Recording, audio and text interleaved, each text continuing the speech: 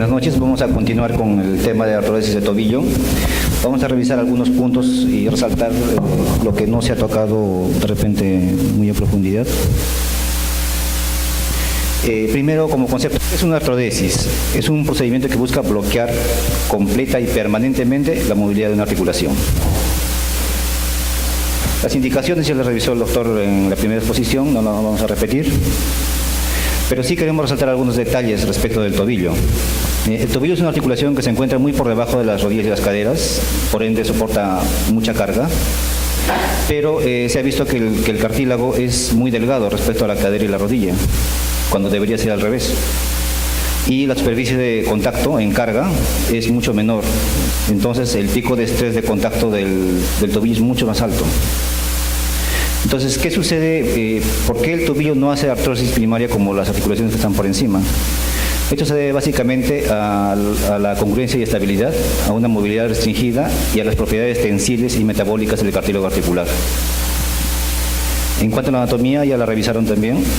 Lo que queremos resaltar es este surco, que es una tróclea, que permite que el movimiento se mueva en un eje limitado.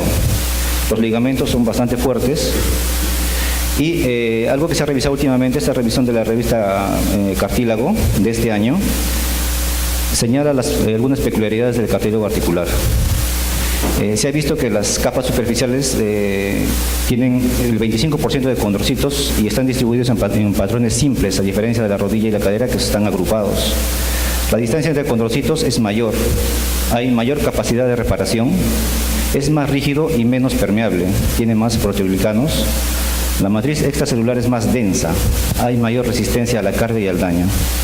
Hay una mayor respuesta a mediadores anabólicos, la proteína 1, hay una menor respuesta a mediadores catabólicos, como la interleucina 1 o la fibronectina, y las metaloproteinasas, que son proteínas que degradan los proteoglicanos, no se detectan receptores para ello en el tobillo, lo que hace que sufran menos.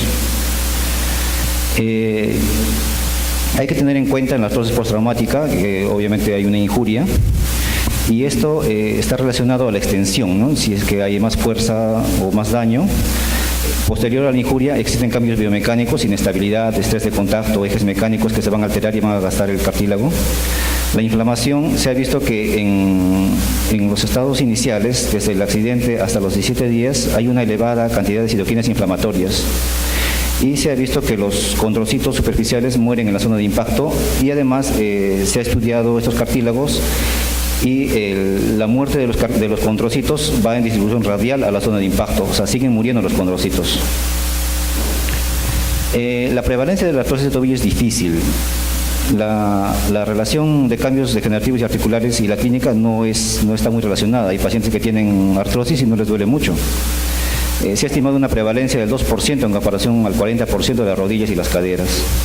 Se han hecho estudios en cadáveres, en estados 3 a 4 de Collins, el tobillo tiene un 6% a predominio de desgaste medial, la diferencia de la rodilla un 25%. En otro estudio, en cadáveres a los 76 años, el tobillo tiene un 18% de artrosis respecto a la rodilla, que es el 16%. En estudios clínicos, la rodilla ha presentado 8 a 10 veces más artrosis que el tobillo. Pero esto tiene relación al hecho de que en la rodilla se hacen más procedimientos quirúrgicos. Entonces aquí vemos que la artrosis postraumática es mucho mayor de todas las otras causas y la artrosis primaria como causa primaria es muy baja, la artrosis idiopática es bajísima. Esto a las características antes mencionadas. Quiere decir que si los pacientes no se lesionasen el tobillo, probablemente no haya muchos casos de artrosis. La historia, los antecedentes, es importante buscarlos. Y esta última parte es importante, ¿no? Hay que evidenciar si el tobillo es la causa del dolor. Hay que determinar si son pinzamientos o las sinovitis las que causan el dolor. Y sobre todo si no es la articulación subastragalina la que está produciendo el dolor. Las imágenes, radiografías, resonancia, tomografía ayudan mucho. Hay que tener en cuenta que el 50% de pacientes a los que se les realiza una artrodesis presentan artrosis proximal o distal a la fusión dentro de los 7 años. Se deben considerar los factores asociados, rigidez, laxitud, los traumatismos asociados, establecer el alineamiento, lograr un pie plantígrado, considerar la biomecánica del pie y el manejo de las partes blandas. Como en todo procedimiento quirúrgico, las partes blandas son importantes. Se debe remover el cartílago, se debe penetrar el hueso subcondral, crear superficies esponjosas congruentes, usar injertos solo para llenar defectos, estabilizar la artrodesis con una fijación rígida y estable, buscar un buen alineamiento y un pie plantígrado y limitar la carga hasta evidenciar puentes óseos.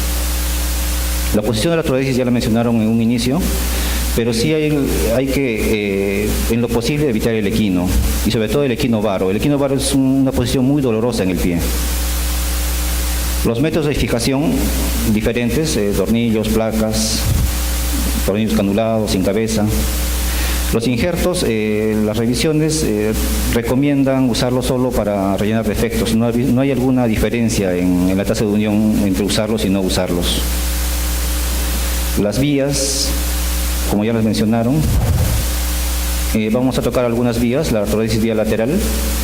En este caso hay que tener en cuenta tres situaciones: resecar el peroné, reimplantarlo como un injerto o conservarlo. En la situación de resecarlo, las ventajas es que logra mejor compresión de la zona a artrodesar y evita el pinzamiento de la punta del peroné. Pero el resultado cosmético no es muy agradable. Sin tener el peroné se nota un tanto feo tobillo. Reimplantarlo con injerto es válido, y conservarlo produce más estabilidad, reduce rotación, tiene menor afectación vascular, y la ventaja principal es que podemos convertirlo a prótesis más adelante.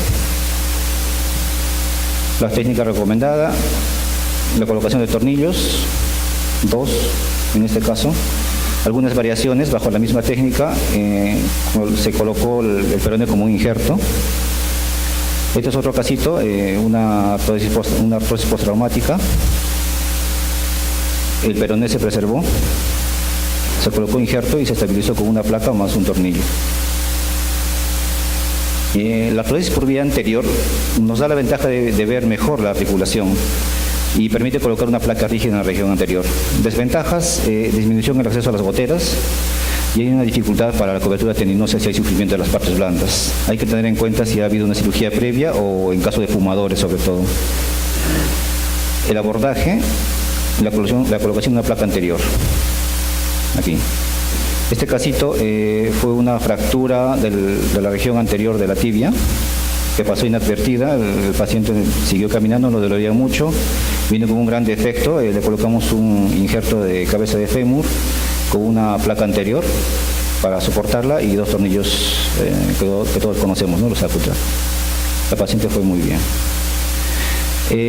La artrodesis por artrotomía mínima combina las ventajas de la abierta y la artroscópica.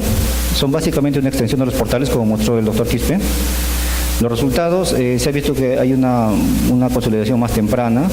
Según estos autores, sus fusiones son del 100%, ¿no? Bueno, tampoco son muchos casos, pero los resultados son buenos.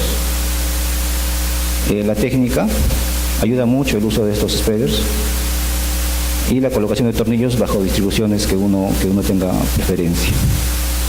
Un caso similar: esta paciente fue un pie neuropático. La artrodesis fue muy bien, pero hizo una flexión plantar que le resultó muy dolorosa y hay que revisarla, ¿no? Ahora, en cuanto a los tornillos, la selección de tornillos deben ser de preferencia tornillos 6.5 a 7 milímetros. Si es que es esponjoso rosca parcial, la rosca debe pasar la zona articular. Pueden ser canulados, no canulados, con o sin cabeza. Y en cuanto a la dirección del primer tornillo y la posición, se debe considerar predominantemente la zona de máxima deformidad y desplazamiento. Ese es el principal criterio para la elección del primer tornillo. Se recomienda mucho el tornillo Hamron. Es un tornillo que va de posterior a anterior y de lateral a medial.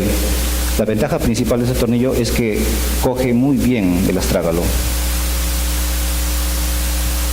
El riesgo de este tornillo se ha estudiado. Siempre entrar por la parte posterior del tobillo como que preocupa, pero es bastante seguro. La colocación de tornillos en cadáveres que se han estudiado, máximo han llegado a 10 milímetros cercano al paquete vascular. Está bastante lejos. En cuanto a cuántos tornillos colocar, 2 versus 3, se ha visto que se logra una mayor compresión con 3 tornillos y una mejor estabilidad, mejor resistencia al torque, y el orden de fijación fue lo más importante. Siempre el primer tornillo es importante. Los demás no proveen una mayor compresión o una compresión considerable, sobre todo el tercero. En cuanto al área ocupada por los tornillos, se hizo un estudio en cadáveres y se vio que colocando 3 tornillos de 7.3 milímetros ocupan solamente el 16% del área de la superficie talar. También la artrosis con fijación externa, no tengo experiencia en esto, solo la mencionamos. La artrosis con clavo endomedular, son unos casos operados en la clínica Ricardo Palma con el equipo de pie y tobillo, que fueron muy bien. Otro caso, pacientes con artrosis postraumática. En cuanto a la artrosis de tobillo artroscópica, las indicaciones es mejor en tobillos artrósicos alineados, generalmente las artrosis primarias, con deformidad en valgo menores de 5 grados, que tengan pobre cobertura de partes blandas, o sépticos, o con riesgo de sufrimiento de herida. Contraindicaciones, infecciones activas, significativa pérdida ósea focal y deformidad, y sobre todo tobillos muy constreñidos, muy rígidos, no van a dejar trabajar en la articulación. Se debe buscar una superficie sangrante, exposición de hueso esponjoso y la fijación con tornillos. El manejo postoperatorio que realizamos es con férula de yeso hasta la 3ª semana, en que se controla, retiramos los puntos, colocamos una bota de yeso y después apoyo sentado. A las 6 semanas tomamos radiografía de control y posteriormente cada mes hasta la formación de puentes óseos. A la 6ª semana generalmente colocamos una bota Walker con apoyo progresivo. En cuanto a resultados, unión abierta en un 89% según algunas series, de 64 al 100%, hay un 70% de satisfacción, 18% satisfechos con reservas y 12% insatisfechos.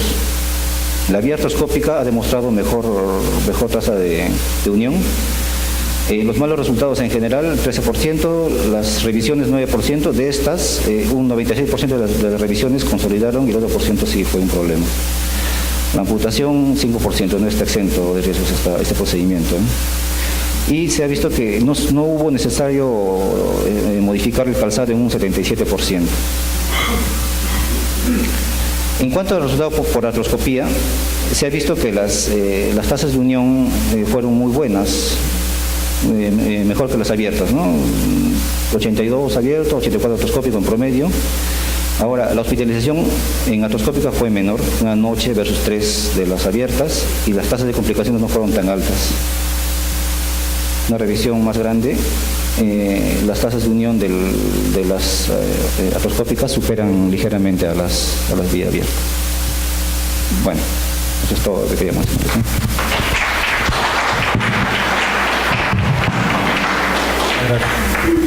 Muchas gracias a los panelistas.